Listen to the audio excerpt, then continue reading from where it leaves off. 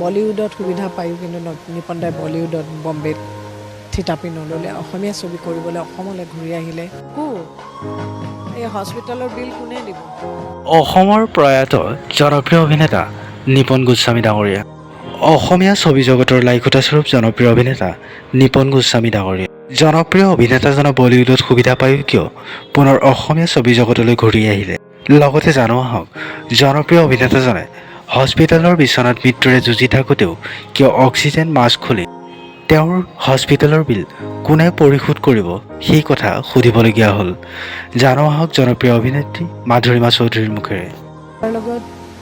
যিখিনি কাম কৰিছোঁ মনত থাকি যোৱাকৈ মোৰ জীৱনৰ প্ৰথম যেতিয়া মই ছবি জগতত খোজ দিছিলোঁ তেতিয়া ধাৰাবাহিক এখন দূৰদৰ্শনৰ ঋতু আহে ঋতু যায় বুলি সেইখন প্ৰথম নিপন্ন আছিলে তাৰপিছত আৰু কৰিলোঁ বহুত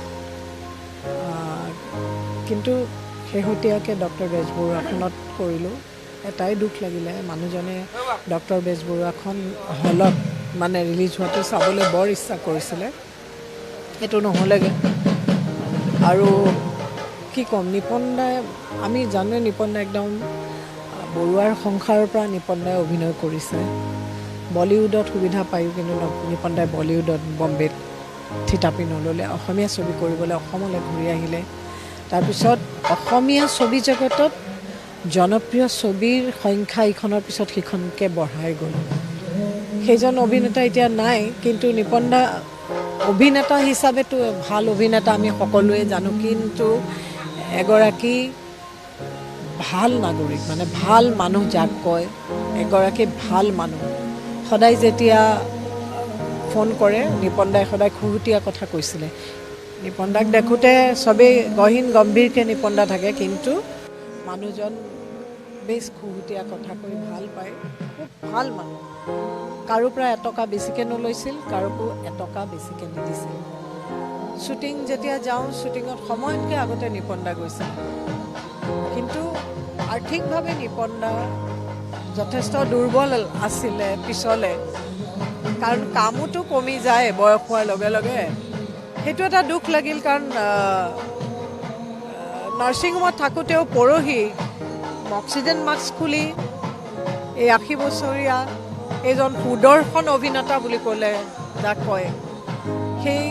অভিনেতাজনে শেষ সজ্জা মানে শেষ সজ্জা বুলিয়ে ক'ব লাগিব যিহেতু তাৰপিছত মৃত্যুৱেই হ'ল তেখেতে সুধিবলগীয়া হৈছে যে চিকু এই হস্পিটেলৰ বিল কোনে দিব সেইটো তাতকৈ দুখ কিন্তু একো নাই আৰু শিল্পী বুলি ক'লে এটা কথা ঠিক অসমৰ ৰাইজৰ কিন্তু শিল্পীসকলে যথেষ্ট মৰম পায় অসমৰ ৰাইজৰ পৰা আৰু আমাৰ অসমত এতিয়াও আমাৰ ইণ্ডাষ্ট্ৰী ছবি ফিল্ম ইণ্ডাষ্ট্ৰীয়ে হওক বা আমাৰ যিখিনি সাংস্কৃতিক কৰ্মী আছে সেইসকলৰ কিন্তু দুই একৰ বাহিৰে মই চবকে নকওঁ তাৰ মাজতো ভাল আৰ্থিক অৱস্থাৰ শিল্পীসকল আছে আমি দেখিছোঁ কিন্তু বাকী বেছিভাগ শিল্পী কিন্তু আৰ্থিক অৱস্থা সিমান ভাল নহয় এতিয়াও আমাৰ যিটো পাৰিশ্ৰমিক পাওঁ একেবাৰে কম আৰু আমিতো অকণমান ছিনিয়ৰ আৰ্টিষ্ট হিচাপত অকণমান কিবা এটা অলপ পাওঁৱেই কিন্তু নতুন অহা আৰ্টিষ্টসকলেও মানে যিটো পাৰিশ্ৰমিক পায় সেইটো একেবাৰে নগণ্য আৰু যিটো কাৰণে আজিকালি নতুন যিসকল শিল্পী আছে সেইসকলে বেলেগ আৰু মানে কাষত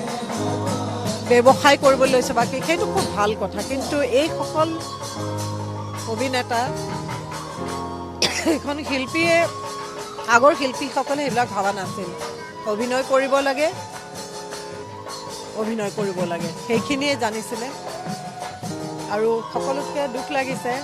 ক'ভিডৰ পিছৰ পৰা আমি আচলতে বহুত শিল্পীক হেৰুৱালোঁ আৰু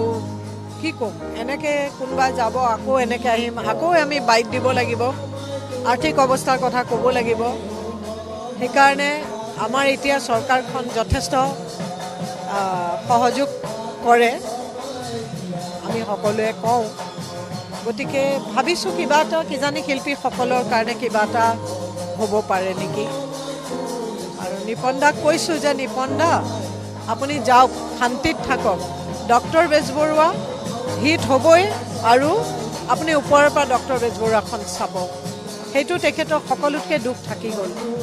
সকলোতকৈ দুখ থাকি গ'ল সেইটোৱে। তেখেতৰ এটা ড্ৰিম প্ৰজেক্ট আছিলে